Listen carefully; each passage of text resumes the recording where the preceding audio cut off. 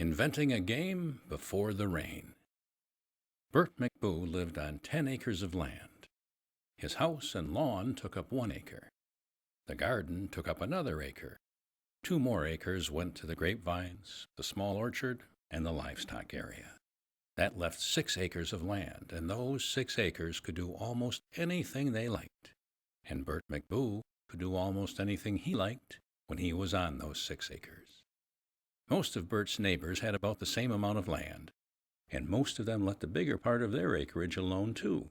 They might have a horse or some cows on the land, but they didn't mind children, considerate children, who followed adventures over their fences and across their fields.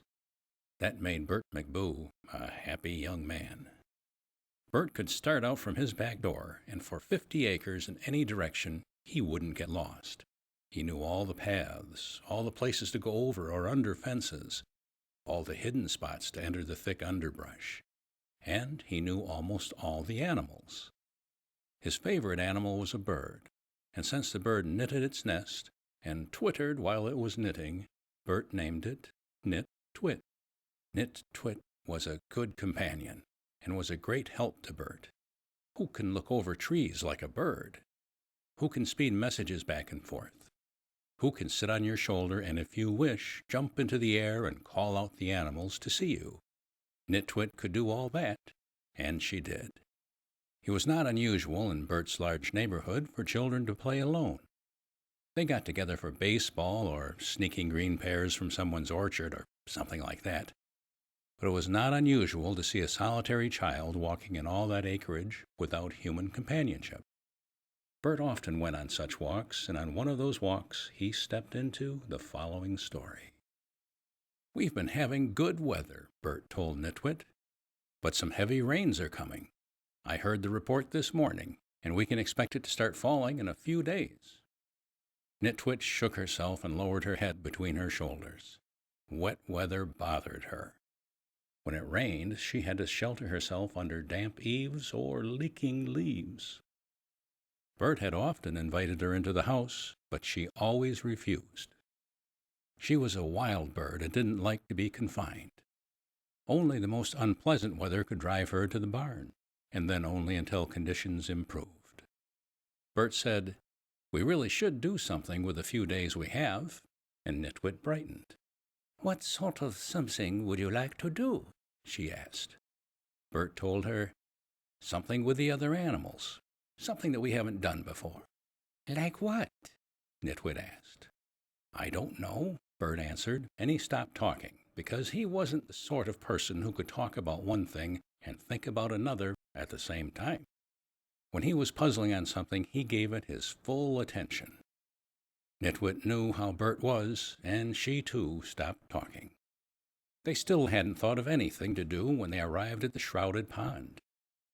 Trees and vines and brush surrounded the pond, and they were so thick that you couldn't see the water unless you knew the proper places to penetrate the underbrush. The pond lay within that woven ring, and it was a good place for animals. There were fallen trees on shore that stretched into the water.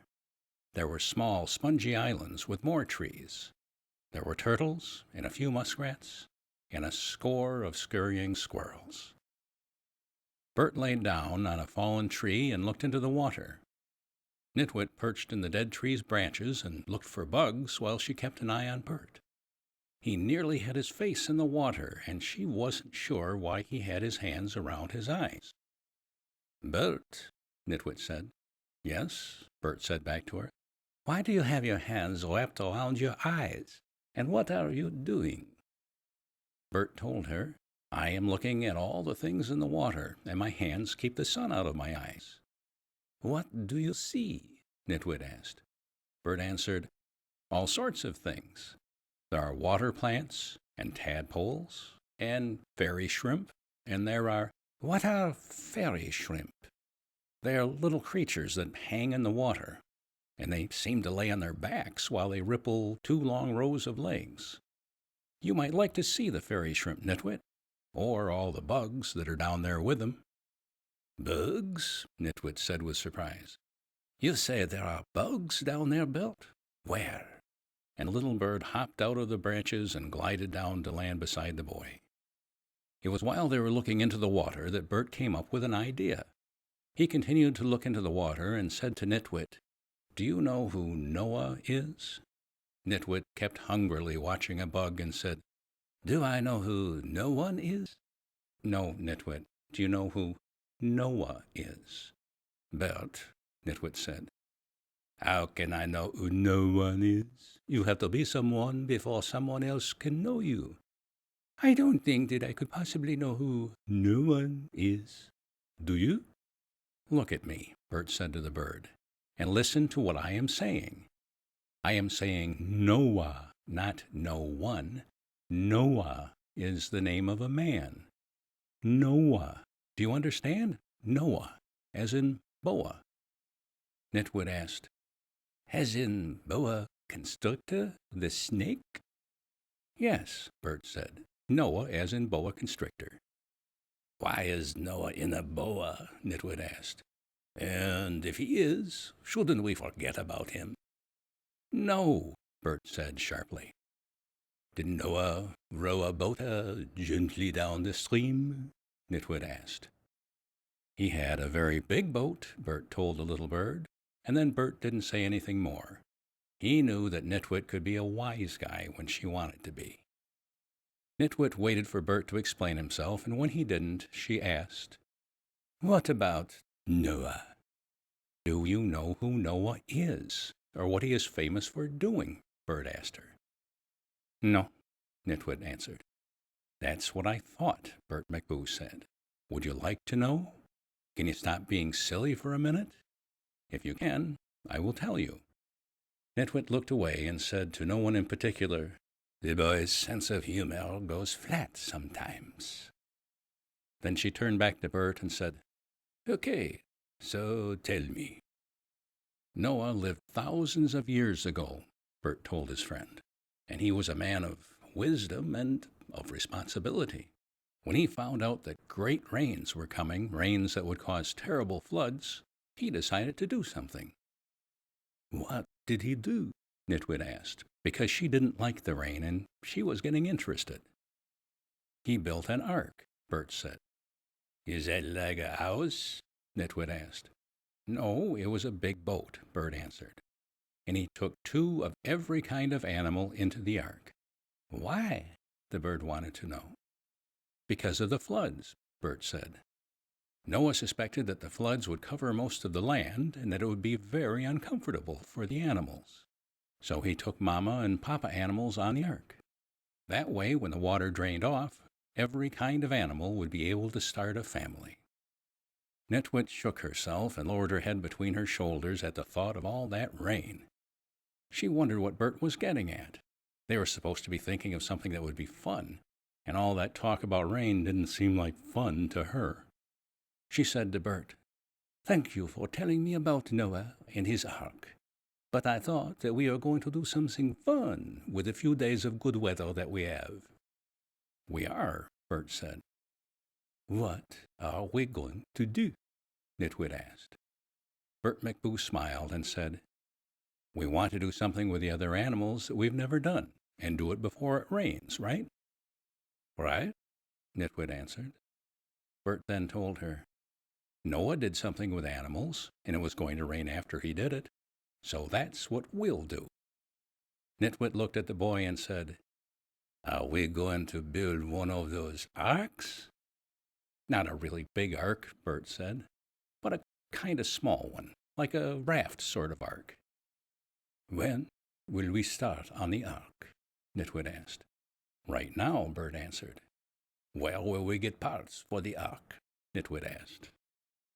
"We'll use logs and wire and rope and maybe some nails," Burt answered. "Where will you float this boat?" Knit-twit asked. "Upon the pond, and once thereon, into the beyond," Burt said, and that stopped the bird from asking any more questions, because she didn't know what he was talking about.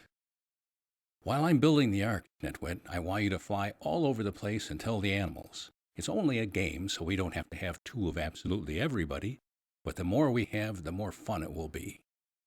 Knit-twit said, I don't think that this is a very good idea, Bert. You'll see, Bert said, and then he hurried off to get his tools. Knit-twit watched Bert leave. She wasn't sure that she wanted to participate in the ark business. She needed time to think. Bert had come up with the idea very suddenly, and he hadn't given her time to consider it. One shouldn't just jump into something. I have to think this over. It sounds very silly. How am I going to ask the other animals if they want to go for a boat ride? If someone asked me to float across the pond on a raft, I would politely refuse. Bert has to realize how difficult this is going to be. I'll ask him a few questions. The little bird flew after Bert, found him running toward the tool shed, and landed on his shoulder. Bert glanced at her and asked, "What are you doing here, Knit-twit? I thought you would be telling the animals about the ark." She said, "I have a few questions." Bert went into the shed and started selecting tools. He said, "What questions?" "Well," Knit-twit said, "shall I try to find a shark for the ark?"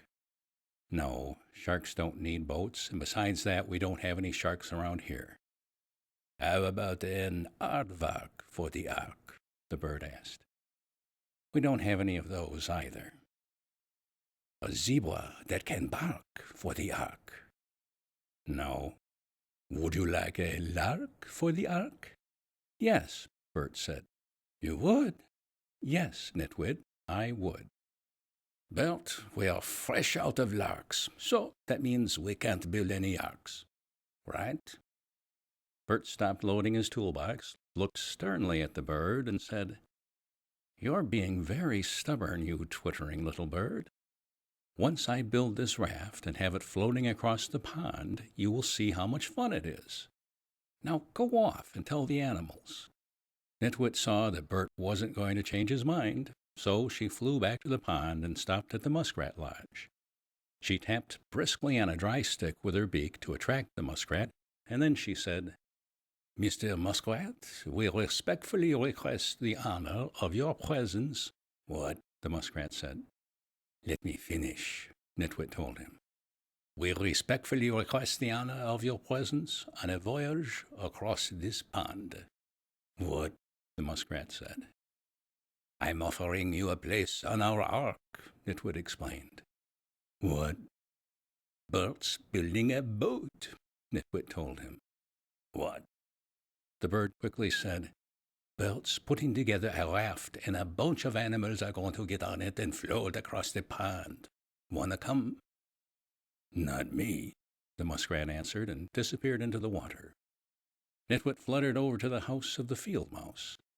She stuck her head into the mouse hole and called, "Yoo-hoo! Hello, mouse. Are you in there?"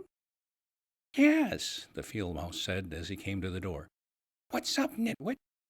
"We're going to have a party, and you're invited," the little bird said. The mouse chuckled in a high voice and said, "Wonderful. When is the party?" "Tomorrow morning, probably," Knit-twit told the little animal. "It depends on when Bert finishes the ark." "What's an ark?" the mouse asked. "It's a boat." "You're having a party on a boat?" "Yes," said the bird. "We're having a party on a boat on the water, this water right here." She pointed to the pond. "And we'll start from over there and float all the way across." "Forget it," the mouse said. "I'll watch you embark on the ark. I'll even wave and shout, 'Bon voyage,' and then stand there until you depart on the ark. But I won't get on it. No, sir." Knit-twit saw the field mouse backing away, and she started to say, "Wait, please listen a minute." But it was too late. The mouse had turned and scurried into its burrow. Knit-twit left the field mouse house and went to the lair of the hare. The hare listened to the little bird, and when Knit-twit got to the part about floating on the water, the hare developed indigestion and didn't think that she would be able to make the trip. Knit-twit winged up into the vines and stopped at the squirrel's nest. When the squirrel heard about rafting across the pond, he remembered that he was going to visit his cousin. He thanked the bird for the invitation, but said he couldn't change his plans. Only the turtle accepted Knit-twit's invitation. He said, "I enjoy laying on logs in the water, so this sounds like fun." "Can you bring a date?" Knit-twit asked. "I'll try," the turtle answered. The tired little bird finally ran out of animals. She had asked everyone, and only the turtle was coming, maybe with a date. What would Burt do? He was working very hard, collected dry logs and boards, and tied them and wired them and even nailed them together. The raft was nearly finished, and it looked as if there would be a great deal of empty space on it. Knit-twit felt terrible. She said, "I'm sorry, Burt. Only the turtle wants to go for a ride on your ark. I've asked everyone." Burt asked, "Why don't they want to go?" "They have other plans or don't feel well. Tomorrow just seems to be a bad time for a boat trip," Knit-twit said. "When would be a good time?" Burt asked. In a couple of years," the bird said. "No, the raft is all finished now, so we'll shove off in the morning." The boy looked at the uneasy little bird and said, "I know that you did your best to get passengers, Knit-twit, so you mustn't feel badly. I have an idea of what to do, so don't worry. Why don't you sit on my shoulder while I walk home for dinner?" Knit-twit twittered and dropped lightly onto Burt's shoulder. The adventure of the ark started on the following morning. Burt strapped his knapsack on his back, picked up a mama duck, and headed for the pond. He held the mama duck with both arms, making sure that she was comfortable. Knit-twit sat on the knapsack and occasionally nibbled at Burt's ear, while the duck occasionally nibbled at his chin. They were all happy. It was a fine morning, and it would be a fine voyage. "Burt," Knit-twit said, "what is the idea you mentioned yesterday?" "It's a surprise," Burt answered, and the mama duck chuckled. Knit-twit pestered all the way to the pond, but neither Burt nor the duck would tell her the secret. Knit-twit was getting very impatient. She was beginning to feel that there was a great deal of rudeness in the world. When they got to the pond, Burt said, "Okay, mama duck," and set her down. The duck waddled into the water, wiggling her tail a few times, and swam out into the pond.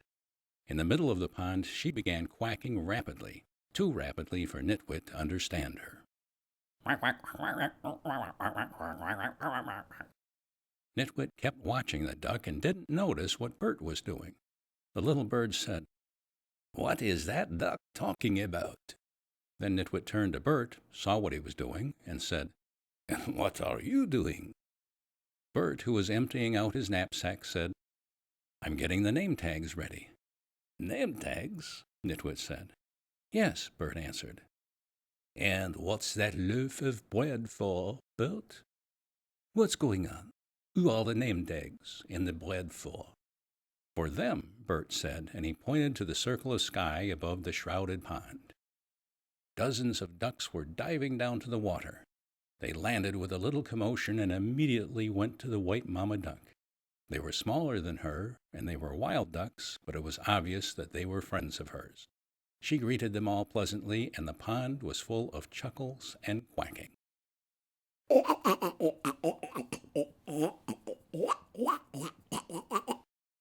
"Come and get it," Burt called. He was standing on the raft, throwing pieces of bread into the water. The ducks saw what he was doing and paddled hungrily toward the bread. The ducks climbed onto the raft after the bread was gone, for they knew what was expected of them. The mama duck had explained everything. "What's going on?" the turtle who had just arrived with his date asked Knit-twit. "Something funny," Knit-twit said. "Old Burt has something up his sleeve." Burt had pulled out the name tags, which were pieces of cardboard on necklaces of yarn, and he was marking on them with a crayon.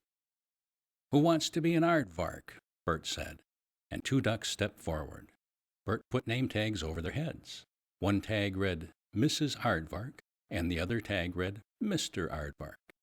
The ducks dipped their heads to Burt and slipped back into the water. "What are you doing?" Knit-twit asked Burt, who was busily writing. Burt said, "This is a pretend ark, so we're using pretend names for the ducks. You see, Knit-twit, I think that the other animals don't like boats very much. I think that's why they didn't accept your invitation." The turtle said, "I accepted the invitation, and so did Miss Turtle." "Yes, you did, and I thank both of you very much," Burt told him. And then he said to Knit-twit, "Do you understand what I'm doing now?" "I think so," Knit-twit said. "Ducks aren't afraid of the water like most animals, so they don't mind playing this game." "That's right," Burt said. "But, Burt." "Yes?" "I thought that you didn't want an aardvark for your ark." "I do now. We can even have zebras that can bark on this ark." "How about larks?" Burt said, "Certainly. We couldn't start the ark without a lark." That made Knit-twit happy. She fluttered up to Burt's shoulder and helped him to make up names for all the other ducks. They had a wonderful time. They poled the ark all over the pond, from one shore to another. They played games. They ate lunch. They sang and laughed, and the ducks were as nutty as a peanut patch. Everyone enjoyed themselves, including the turtles, who sang the low notes in the songs. Suddenly it began raining. It wasn't a driving, sloshing, stinging rain, but it was a steady rain that would last a long time. The party was over. "See you," the turtle said, and slid into the water. "Thank you very much, but it's time to leave." The wild ducks quacked and neatly piled the name tags beside the knapsack. "It's not supposed to rain yet," Knit-twit said sadly. "I don't like it when it rains." She lowered her head between her shoulders, looked at Burt, and said, "You said it wouldn't rain for a few days." "I'm sorry," Burt told her. "The rain got here early. Come on, let's go home." "That's fine for you, Burt, but I have to sit under leaking leaves when it rains." Burt looked at her and said, "I wish you'd come into my house, or at least use the barn more often." "It makes me very nervous," Knit-twit muttered. Burt shrugged his shoulders and strapped on his knapsack. "Come on, Mamma Duck," he said, and picked her up in his arms. The large white duck moved her bill near Burt's ear and quietly clicked out a message to him. "That would be very nice, Mamma Duck. Why don't you ask her?" The duck said to Knit-twit, "You're welcome to come under my wing, Knit-twit. I'd enjoy protecting you from the rain. I haven't held anyone under my wing since my ducklings grew up. Would you, please?" Knit-twit thought about it. It wasn't as if she was going to be in a house or a barn. The Mamma Duck was a bird. It was natural for little birds to climb under a big bird's wing. There wasn't anything wrong with it.